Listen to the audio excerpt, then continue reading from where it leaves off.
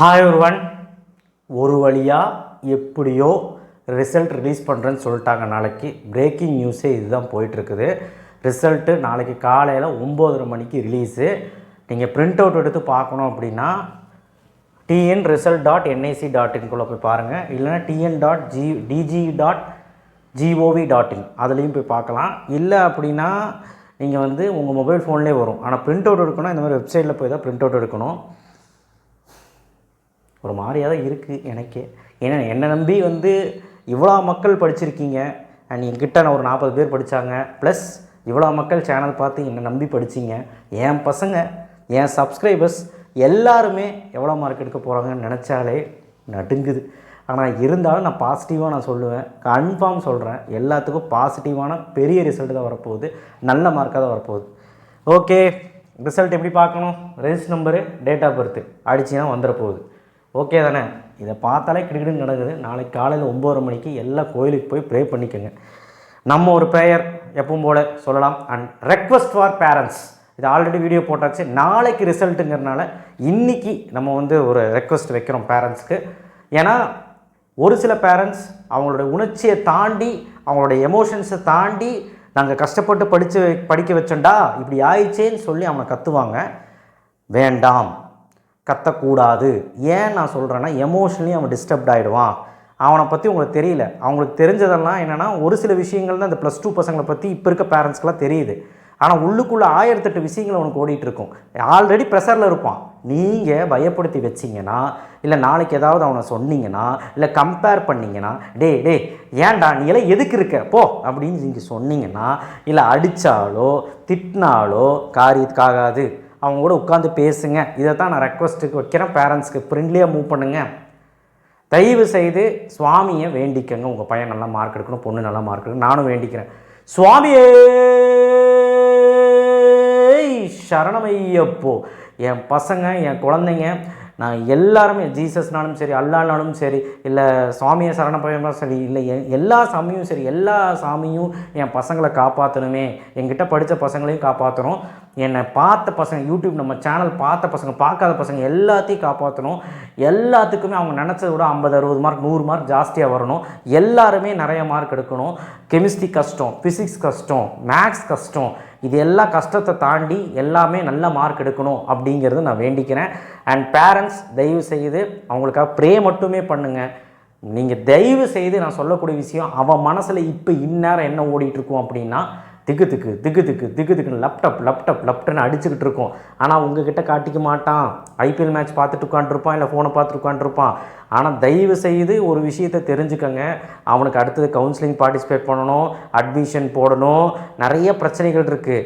ஆனால் நீங்கள் அது யோசிக்கிறீங்கன்னு தெரியும், அவனும் யோசிப்பான். இதெல்லாம் யோசிச்சுட்டு இருப்பான். மார்க் நாளைக்கு வருது, செத்தோம், ஏதாவது நம்ம பேரண்ட்ஸ் சொல்ல போகிறாங்க. தயவு செய்து பேரண்ட்ஸ்க்கு ஒரு ரெக்வஸ்ட், 17 வயசு பையனுக்கு என்னங்க தெரியும்?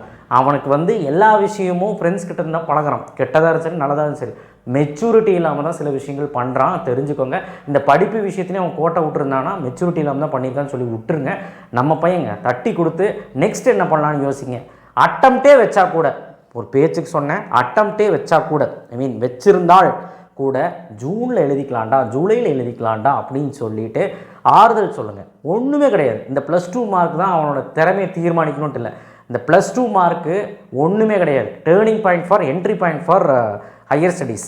ஆனால் ஒருவேளை அவன் +2வில் தோத்துட்டான், இல்லை +2வில் கம்பேரிட்டிவ்லி லோ மார்க் எடுத்துட்டான், நிறைய மார்க் எடுக்கல அப்படின்னா ஒன்றும் பிரச்சனை இல்லை. அவனுக்குன்னு தனித்திறமை இருக்குது. இப்போ எங்கிட்டே ஒரு பையன் இருக்கான், எல்லா விஷயமும் அவனுக்கு தெரியும்.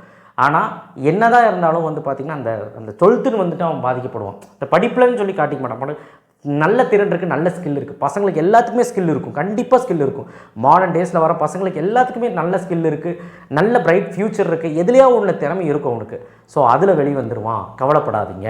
மார்க் வச்சு அவனை உதாசீனப்படுத்திடாதீங்க, மட்டம் தட்டாதீங்க, கம்பேர் பண்ணாதீங்க, சனினேன்னு சொல்லி திட்டிடாதீங்க, அவனை திட்டிடாதீங்க. எதுவுமே எனக்கு சொல்கிறதுக்கு பயமாக இருக்குது. ஏன்னா சோஷியல் மீடியாவில் எனக்கும் ஒரு பொறுப்பு இருக்குது, எல்லோரும் பார்த்துட்ருக்காங்க. தயவு செய்து பேரண்ட்ஸ் கிட்ட ரெக்வஸ்ட் பண்ணுறது அதுதான். ஆண்டவனை வேண்டிக்கங்க. நாளைக்கு 9:30 மணிக்கு ரிசல்ட்டு வந்த உடனே நான் என்ன பண்ணணும் அப்படின்னா, போய் அசால்ட்டாக ஒரு ப்ரௌசிங் சென்டரில் போயிட்டு பிரிண்ட் அவுட் எடுத்துருங்க. இல்லை வீட்டிலே பார்த்துட்டு பிரிண்ட் அவுட் எடுத்து வச்சுக்கோங்க. உடனே காலேஜுக்கு ஓடி போகாதீங்க. ஆர்ட்ஸ் அண்ட் சயின்ஸாக இருந்தால் காலேஜுக்கு போகலாம், சரிங்களா? காலேஜுக்கு ஆனால் நாளைக்கு போனால் சரியான ரஷ்ஷாக இருக்கும், உங்களுக்கு சீட்டே கிடைக்காது. நாளானைக்கு கூட போங்க, சீட்டு வச்சுருப்பாங்க. சில காலேஜில் நாளைக்கே எல்லாம் முடிஞ்சிடும், ஆர்ட்ஸ் அண்ட் சயின்ஸ் சொல்கிறேன். ஆனால் என்ஜினியரிங் வந்து சத்தியமாக சொல்கிறேன், வீட்டிலேருந்து வேடிக்கை மட்டும் பாருங்கள், நீங்கள் போகணுன்னு அவசியமே கிடையாது. போனால் மேனேஜ்மெண்ட் கோட்டா சேர்றா இருந்தால் போ, இல்லைனா வேண்டாம். கவுன்சிலிங் பார்ட்டிசிபேட் பண்ணுற வேண்டாம். ஆனால் மேனேஜ்மெண்ட் கோட்டா யார் போகலாம் அப்படின்னா 130 120 கீழே எடுத்துகிட்டு எனக்கு வந்து ஒரு பிசி ஓசியாக இருக்கேன், எம்பிசியாக இருக்கேன், இந்த 3 கேட்டகரி வர பசங்க மட்டும், மீதி எல்லா கேட்டகரி பிசிஎம் எஸ்சி எஸ்சி எஸ்டிலாம் எங்கேயுமே போகாதீங்க. மீதி இந்த 3 கேட்டகரி 120 130 கீழே இருந்தால் உங்களுக்கு சிஎஸ்சி தான் வேணும், பெரிய காலேஜில் வேணும், மிகப்பெரிய காலேஜில் வேணும், கிருஷ்ணா குமரகுரு மாதிரி காலேஜில் வேணும்னா டொனேஷன், ஹையர் டொனேஷன் கட்டி தான் போகணும். அதுக்கு நீங்கள் போய்க்கலாம். ஆனால் கவுன்சிலிங் எந்த காலேஜ் கிடைச்சாலும் பரவாயில்ல, நல்ல பிளேஸ்மெண்ட்டுக்கு காலேஜ் கிடைக்கும் அப்படின்னு சொல்லி வேண்டிங்கனாலும் போக வேண்டாம். நான் சொல்கிறேன்ல, போகணுன்னு அவசியம் இல்லை. எல்லோரும் போய் லைனை கட்டி நிற்பாங்க காலேஜில். ரிசல்ட் பேப்பரை தூக்கிட்டு போய் நாளைக்கு நிற்காதீங்க தயவு செய்து. பிஹெச்சியில் கூட ஆர்ட்ஸ் அண்ட் சயின்ஸ் அட்மிஷன் வந்து கவுன்சிலிங் தான்.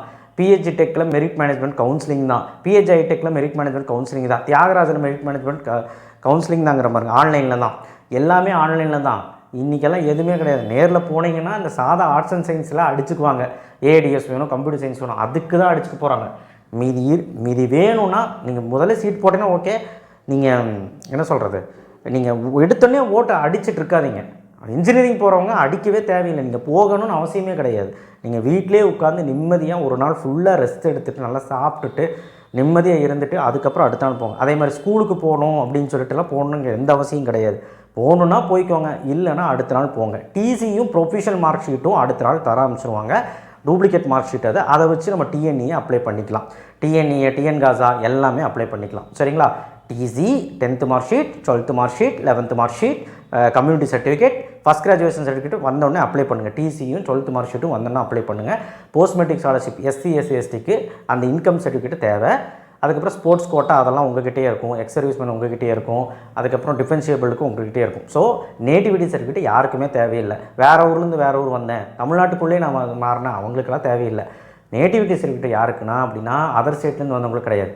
அதர் ஸ்டேட்லேருந்து வந்தேன், ஆனால் தமிழ்நாட்டில் தான் +2 முடித்தேன், தமிழ்நாட்டில் தான் +1 +2 முடித்தேன் அப்படிங்கிறவங்களுக்கு தான் நேட்டிவிட்டி சர்டிஃபிகேட் தேவை. மீதியெல்லாம் எந்த அட்ரஸ் மாறினவங்களுக்குலாம் நேட்டிவிட்டி சர்டிஃபிகேட் தேவையில்லை. ஸோ அதனால் தயவு செய்து இதுதான் வேணும் அதுதான் வேணும்னு சொல்லி குழம்பி நிற்காதீங்க. அடுத்தடுத்த வீடியோவில் நான் சத்தியமாக சொல்கிறேன், என்ன உண்மையிலே நடக்கும்னு நான் சொல்கிறேன். அதனால் அட்மிஷன் டைமில் போய் நீங்கள் போய் அங்கே அழுதுட்டு நிற்காதீங்க. Waste of time. நாளைக்கு போய் நிற்கிறது waste of time. Arts and சயின்ஸுக்கு வேணால் ஒரு சில கல்லூரிகளில் நீங்கள் ப்ரைவேட்டாக அங்கே போய் சேரணுன்னா சேர்ந்துக்கலாம். டிஎன்காசா போகிறவங்க போக வேண்டாம். கவர்மெண்ட் ஆர்ட்ஸுக்கு கவுன்சிலிங்கில் தான். அண்ட் மோரோவர் என்ஜினியரிங்காரங்க போக வேண்டாம், பேராமெடிக்கல்காரங்க போக வேண்டாம். பேராமெடிக்கலில் பெரிய இன்ஸ்டியூஷனில் படிக்கணும், டொனேஷன் கட்டி படிக்கணும்னா நீங்கள் போய்க்கலாம். அண்ட் எல்லாமே நாளைக்கு போனீங்கன்னா சரியான ரஷ்ஷாக இருக்கும். ரிசல்ட் வந்துச்சு சரியான ரஷ்ஷாக இருக்கும். ஸோ அதனால் தயவு செய்து போகாமல் வீட்டில் உட்காந்து நாளைக்கு ஒரு நாள் ரிலாக்ஸாக இருங்க. நல்ல மார்க் வந்துச்சுன்னா ஓகே, நல்ல மார்க் வரலன்னா அப்போது நல்ல மார்க் வரலன்னு சொல்லிவிட்டு அதே லபோலபோன்னு அடிச்சுக்கிட்டு எடுப்பீங்க. அந்த எமோஷன் ஒரு 2 மணி நேரம் இருக்கும்.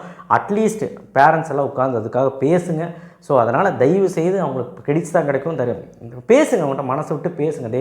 சாமி ஒன்றும் இல்லைடா தங்கம், நாளைக்கு வந்து ரிசல்ட் இப்படி வந்துச்சுன்னு ஒன்றும் இல்லைடா தங்கம், நீ தாண்டா எனக்கு முக்கியம், அடுத்து என்ன படிக்க வைக்கலான்டான்னு யோசிங்க. அவனுக்காக ரிஸ்க் எடுங்க, தப்பே கிடையாது. அவங்களுக்கு ஒரு சொத்து, அவங்க தான் எல்லாமே. ஸோ சும்மா மார்க் கம்மியாகிட்டா படிக்கலை அப்படின்னா படிக்கலைன்னா படிக்கலை விட்டுருங்க, அதோடு விட்டுருங்க. சும்மா படிக்கலை இது பண்ணலை அப்படின்னு படிக்க வேண்டிய டைமில் படிக்கலை, சரி விட்டுறலாம். அதை காரணம் காட்டி சும்மா குத்தி காட்டிங்கன்னா எமோஷ்னலி அவன் டிஸ்டர்ப்ட் ஆகிடுவான், ஸ்ட்ரெஸ் ஆகிடுவான். இதனால் என்ன நடக்கும்னு நான் சொல்ல விரும்பலை. அதனால தான் சொல்கிறேன், தயவு செய்து பெற்றோர்கள் புரிந்து கொள்ள வேண்டும். அண்ட் மோரோவர் நாளைக்கு நீங்கள் போய் நீங்கள் உங்களுடைய அந்த மார்க் ஷீட் எடுத்து போய் நிற்காதீங்க, தயவு செய்து நிற்காதீங்க. Waste of time. ஒரு நாள் விட்டு 2 நாள் விட்டு போங்க, தப்பே கிடையாது. இன்ஜினியரிங் காலேஜ் போய் சுற்றி பார்க்கணுமா பாருங்கள், பட் கவுன்சிலிங் போடுங்க. ஓகே, மேனேஜ்மெண்ட்டில் சேரணுமா, நீங்கள் தாராளமாக காசு இருந்தால் போய் சேருங்க. நான் என்ன சொல்லலாம், கவுன்சிலிங் போடுறத சொல்லுவேன். நன்றி, வணக்கம். நாளைக்கு 9:30 மணிக்கு ரிசல்ட்டு. கண்டிப்பாக நானுமே நாளைக்கு ஒரு வீடியோ போடுறேன். அண்ட் ரிசல்ட்டெல்லாம் எப்படி வந்துச்சுன்னு நம்ம பேசுவோம். அண்ட் கட் ஆஃப் இன்க்ரீஸாக டிக்ரீஸான்னு பேசுவோம், எல்லாமே பேசுவோம். லைக் பண்ணுங்கள், எல்லாத்துக்கும் இந்த வீடியோவை ஷேர் பண்ணுங்கள். நன்றி.